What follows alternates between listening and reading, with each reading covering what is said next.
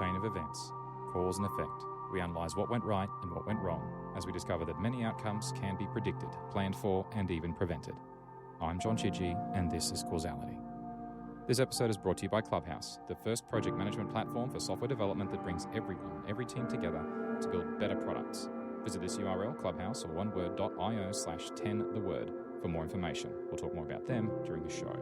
Causality is part of the Engineered Network. To support our shows, including this one, head over to our Patreon page, and for other great shows, visit engineered.network today.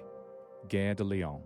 On Monday evening, the 27th of June, 1988, at the height of rush hour in Paris, commuter train 153944 would cause what would become the third deadliest train disaster in peacetime France.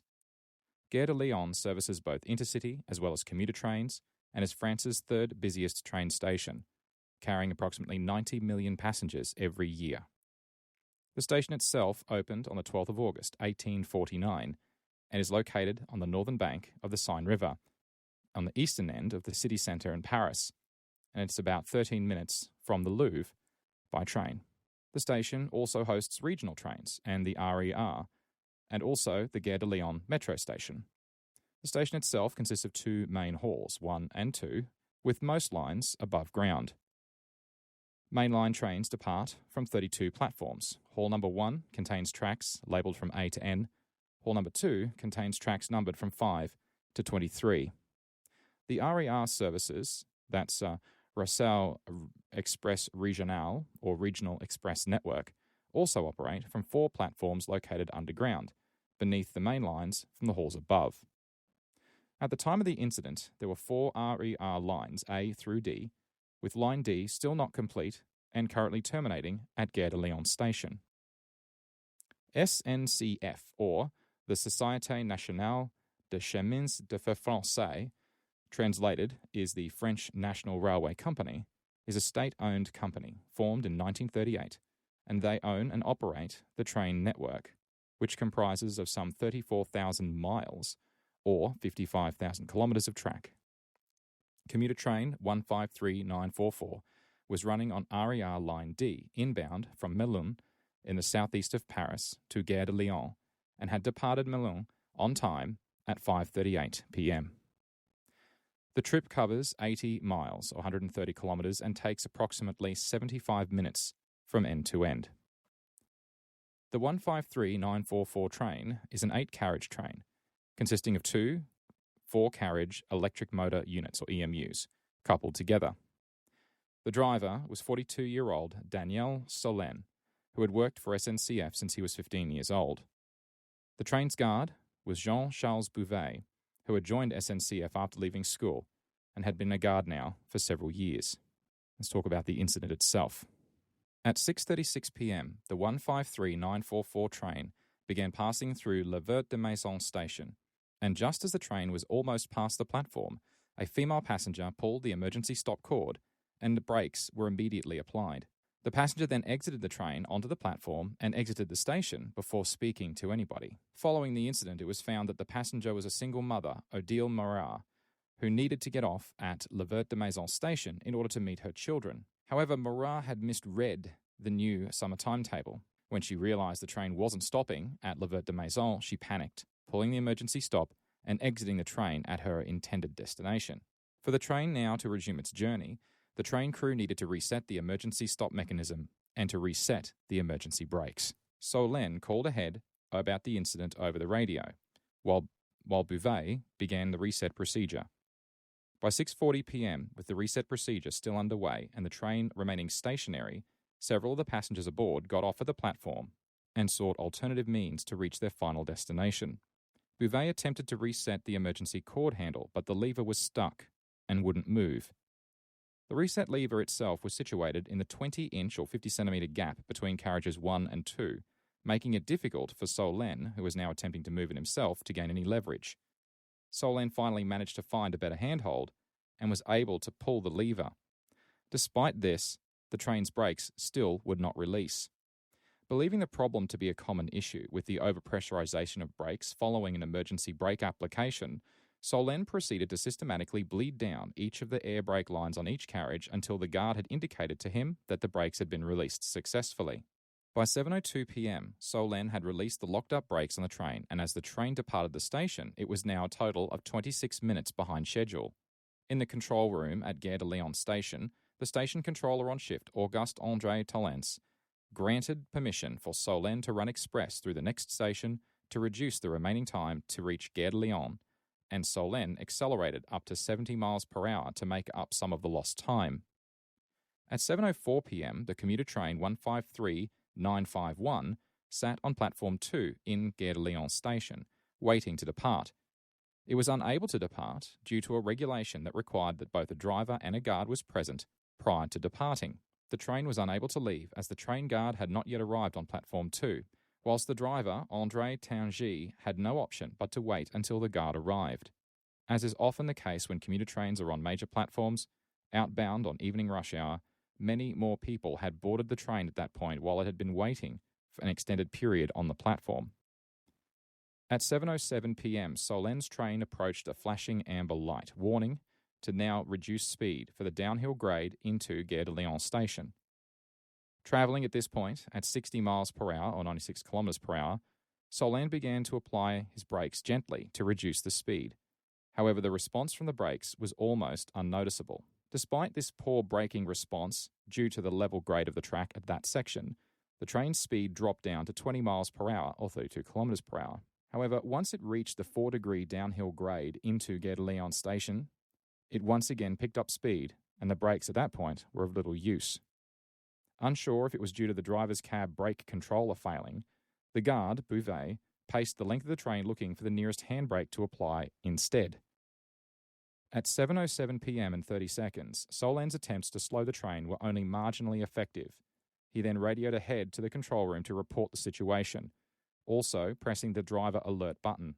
The alert button sounded an audible alarm in the control room, as well as the driver's cabins of all trains in the nearby vicinity via the radio system. In response, all train signals were set to red to stop all trains, and all trains in the vicinity stopped in their current position, and the entire central part of the train network ground to a standstill, except for one train. Still unable to stop, Solène moved all of the remaining passengers to the rear carriage of the train. They positioned themselves in brace positions, ready for an impact. At 7:07 p.m. and 45 seconds, the guard for the train at Gare de Lyon Platform 2, André Fouquet, had finally arrived at his train, having spent an extended period assisting other passengers on the platform with directions. At this time, however, all traffic lights had been set to red, and the train was no longer allowed to depart. Additionally, the driver of train 153951, sitting on platform 2, André Chidgey, could not use the radio to determine the cause of the alarm or to take directions of how to proceed due to the radio alert that was still sounding. At 7:08 and 15 seconds, train 153944 passed the last switch point that could have diverted the train to an empty platform. It was now locked to platform 2 at Gare de Lyon station.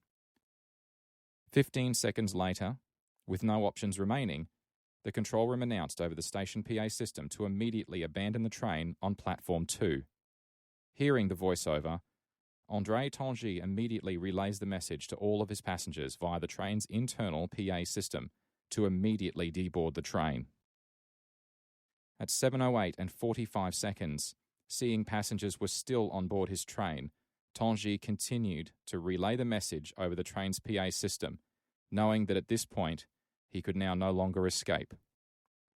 At the moment of impact, the guard on the runaway train was just entering the rearmost carriage, and he was able to retain his balance by simply holding the handrail. With plenty of warning to brace, most of the passengers in the rear carriage of the runaway train escaped serious injury. The stationary train on platform 2 was not as fortunate. With 307 tons of the train colliding at approximately 50 miles per hour or 80 kilometers per hour, it left the leading carriage of the stationary train on platform 2 split into two pieces.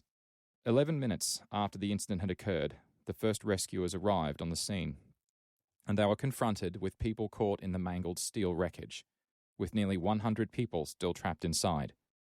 Jacques Chirac, the mayor of Paris, and Michael Delbar, the Minister of Transport, visited the scene and were aghast at what they witnessed. It wasn't until midday the following day that all of the survivors had been rescued and the trains were finally physically separated. The final tally: 60 people were injured and 56 people had died. A 6-person team were assigned to lead the investigation the day following the incident, and Jean-Pierre Pascal from the National Institute for Research on Transportation and Safety, or INRETS for short, was assigned as the chief technical advisor.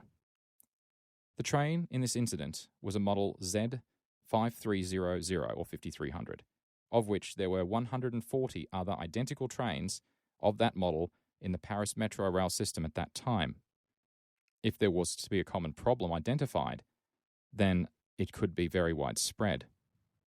The primary brakes on the Z5300 are operated by compressed air, with the compressed air located at the engine carriage. Air is carried through the air lines that run the length of each carriage, and an isolation valve at the junction between each carriage allows for separation and reconnection of carriages for maintenance purposes. Each carriage taps off the airline and uses the air pressure from that tap-in point to actuate its own brakes for that carriage. During the early stages of the investigation, it was found that the isolation valve that fed air from the engine carriage to all of the other brakes on the train was closed prior to the collision. As per the train's design, the braking system on each carriage did not release its brakes unless there was sufficient air pressure present at that carriage's own braking unit. Due to the closed air valve between the first and second carriage, the brakes never released, which was precisely as they had been designed. It was determined that during the emergency brake reset procedure, in their attempts to pull the reset lever, the airline isolating valve was inadvertently moved from its fully open position to a fully closed position. During interviews with Solène, he admitted he was attempting to gain more leverage to reset the emergency brake by placing opposing pressure on the only convenient gripping point, which happened to be the isolation valve. During the initial diagnosis of the brake problem, Solène had felt pressure to get the train moving again, and rather than radio back to central engineering to confirm his diagnosis, he pressed ahead with a brake line bleed. The narrow gap between the trains where they needed to work in order to move the emergency brake reset lever made it extremely difficult to work without inadvertently applying pressure on other components in such a small workspace.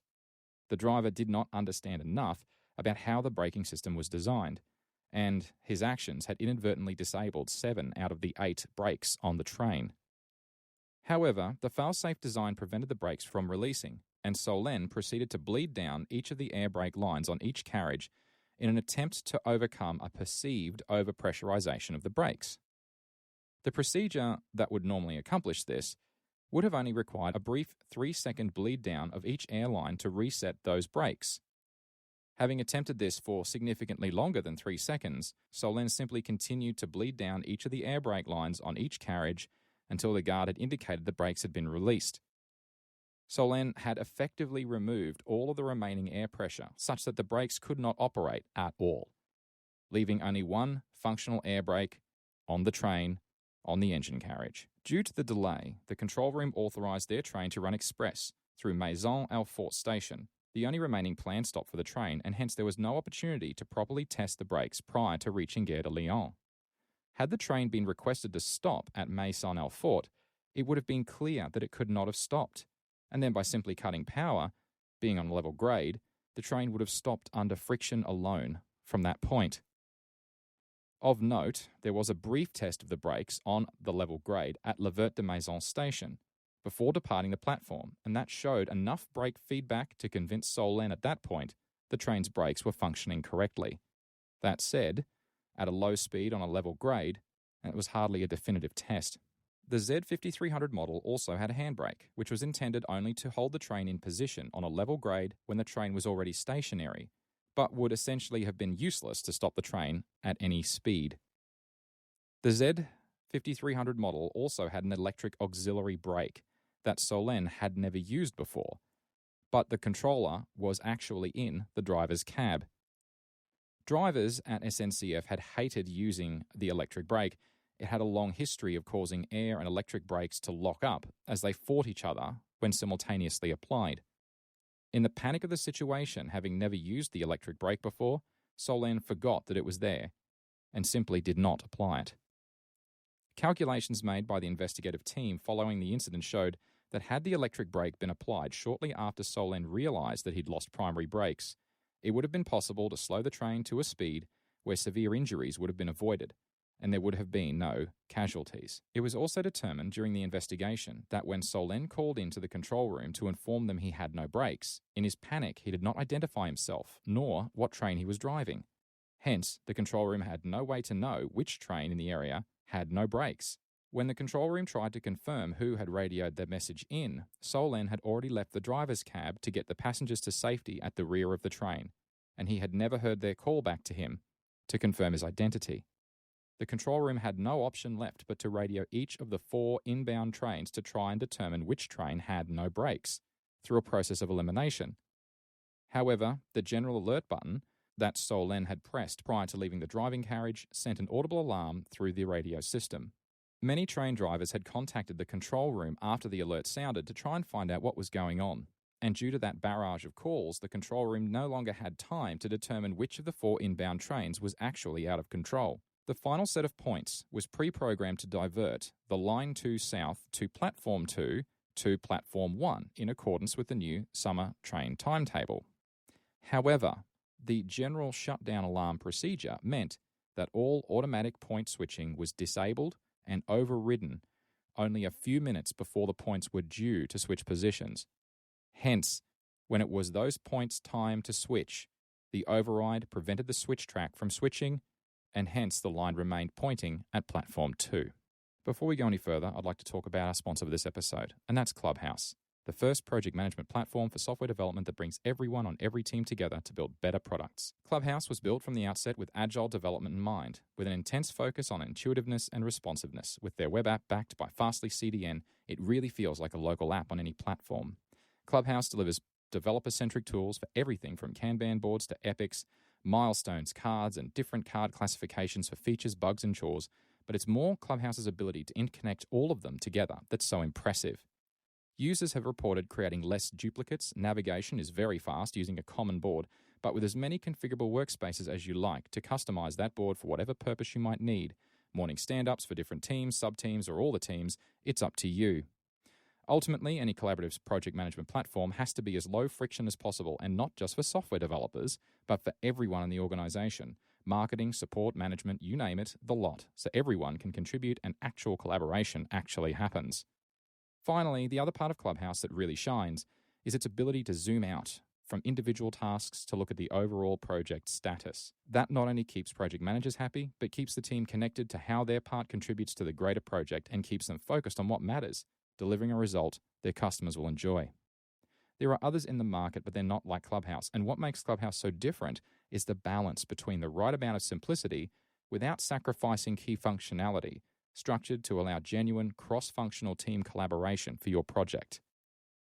Clubhouse is a modern software-as-a-service platform with seamless integrations for popular tools like GitHub, Slack, Sentry, and lots more. And if the tools that you want to integrate with aren't available out of the box, there's an extensible REST API in Clubhouse that will make integrations straightforward.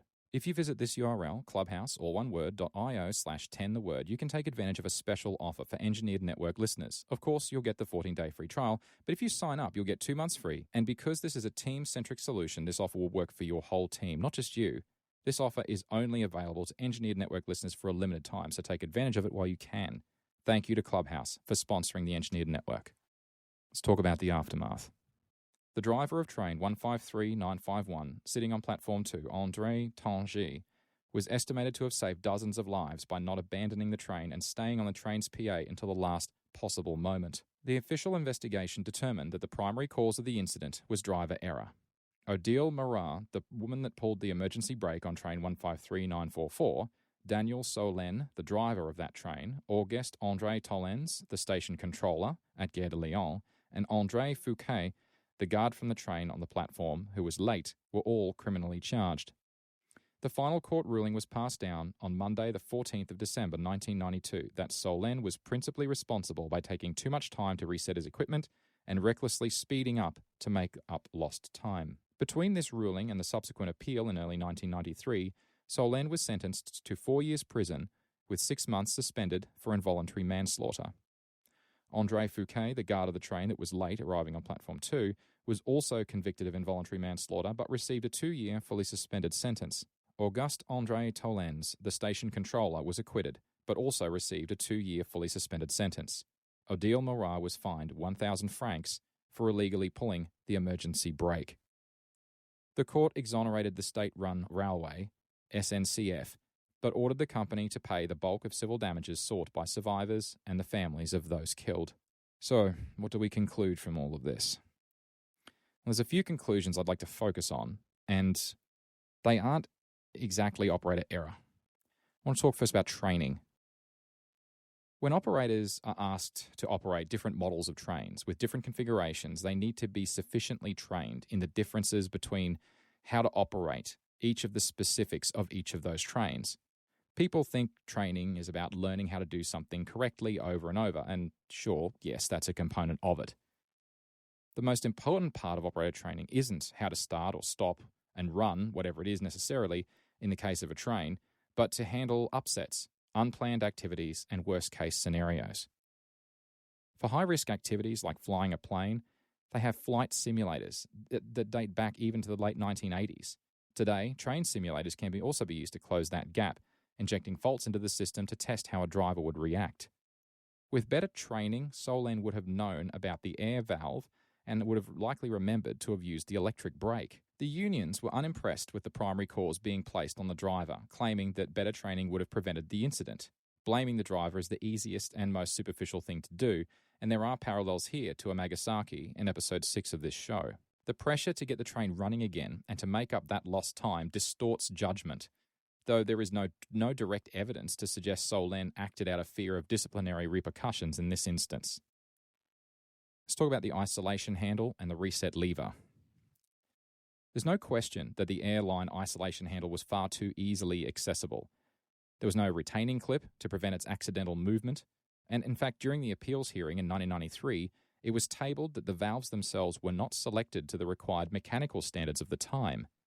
Ultimately, if there's a single point of failure in this system, it's a really good idea to protect it, perhaps a little bit better than it was on the Z5300 model's original design. And as for the reset handle, which designer thought that it'd be a good idea to put it in that location? Needing to be outside the train, reaching between carriages to reset it, speaks to a design where it was not considered to be a frequent activity, and hence it was most likely placed where it was easier and more cost-effective rather than bringing the reset to a more user-friendly, accessible location, which is just bad design. How do you reset it in the rain, in the snow? And if you're not sitting on a train platform, you'd have to climb between the carriages. It's not smart. Now let's talk about the procedure, the all-stop. Firstly, drivers needed more training in how to use the radio system, but maybe that belongs at the training point I just covered. I learned very early in programming machine safety that when an emergency stop is pressed, you need to put the machine in a safe state. And that's the key, and you need to think that through, a safe state. That doesn't necessarily mean stopped or frozen. It means a safe state. In machine control, if you have a large press weighing 40 tons and someone hits the e-stop, you don't stop it in its tracks. You usually raise it, insert the chocks, and then de-energize it. If you didn't, the press would sink down under gravity and crush whatever was underneath it. Why I'm giving you that example should be pretty obvious. If you have a 307-ton train that's out of control at 80 kilometers an hour, the last thing you do is tell every other train and switching points to stop and not move. You should allow trains and points to operate normally and defer to the station controller to coordinate the best action to take. Clear a path, shunt the train to a different line where it's safer and hopefully empty. You can't and shouldn't try to automate that behavior because there are literally thousands of possible combinations. Some of the possibilities would mean that stopping would make complete sense, but there would be others where it's the worst thing that you could possibly do, which is what happened here. Play out a scenario where the radio button only sounded an alarm in the station controller's control room and nowhere else. There would have been no flood of calls to the control room. The controller could have systematically confirmed which train was the runaway train through a process of elimination. No shutdown of the points would have meant that no further action would have been needed, and the runaway train would have been sent to its intended platform, platform 1. And yes, there would have been a mess with the buffers at the end of the platform probably, in which case the controller would have had plenty of time to clear that area of people and announce to all the other train drivers to hold their positions. And the incident would have been unfortunate and messy, but there would have been no casualties and very few injuries. So in the end, I guess I don't buy it. The engineers that designed the emergency alert system and procedures made too many simplifications, and it was simply the wrong strategy. About 6 weeks after the incident, there was another incident on Saturday the 8th of August when a 4-car commuter train crashed into a barrier at the end of the track in Paris's Gare de Lyon station. A 29-year-old man was killed and 57 people were injured. So soon after the Gare de Lyon incident, and with the findings not yet clear, unions blamed the government for both crashes and accused it of skimping on safety just to save money.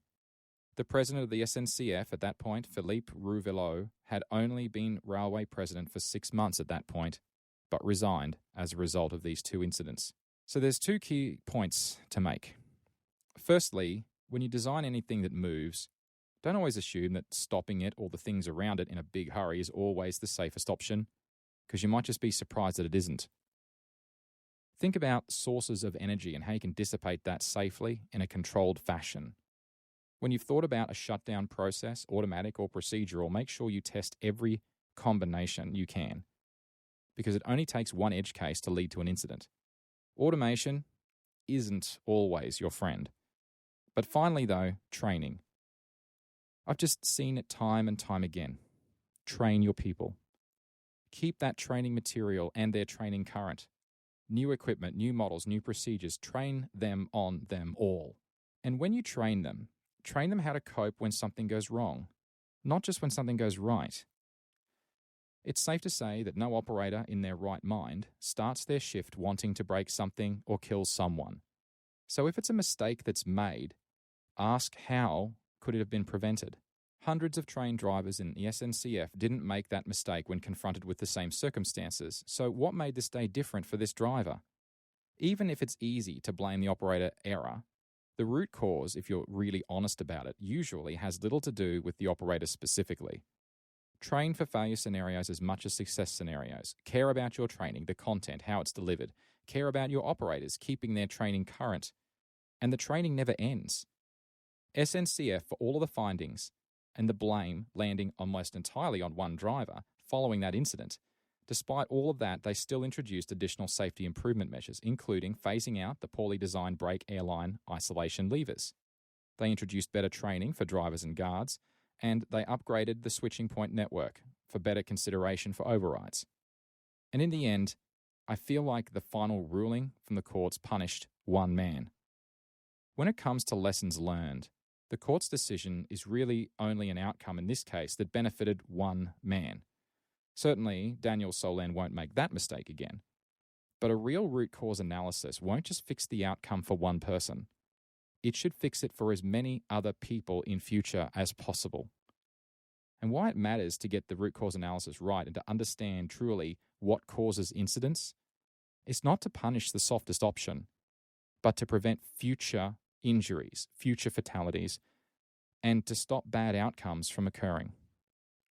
In the case of the incident at Gare de Lyon, it seems like the SNCF learned the right lessons from the incident, albeit with a driver carrying most of the blame, and ultimately at the cost of 56 people's lives. That seems like a pretty high price to me. If you're enjoying Causality and want to support the show, you can via Patreon at patreon.com/John Chidgey, or one word, with a thank you to all of our patrons and a special thank you to our silver producers Carsten Hansen and John Whitlow, and an extra special thank you to our gold producer, known only as R. Patron rewards include a named thank you on the website, a named thank you at the end of episodes, access to raw detailed show notes, as well as ad-free, high-quality releases of every episode, with Patron audio now also available via individual breaker audio feeds. So if you'd like to contribute something, anything at all, there's lots of great rewards, and beyond that, it's all really, really appreciated. Beyond that, there's lots of other ways to help, like leaving a rating or review on iTunes, favoriting this episode in your podcast player app, or sharing the episode or the show with your friends, or via social. All of these things help others discover the show and can make a huge difference too.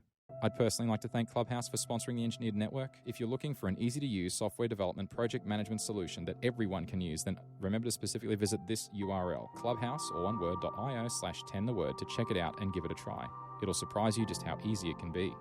Causality is part of the Engineered Network, and you can find it at engineered.network, and you can follow me on the Fediverse at Chidgey at engineered.space or the network on Twitter at engineered_net. This was Causality. I'm John Chidgey. Thanks so much for listening.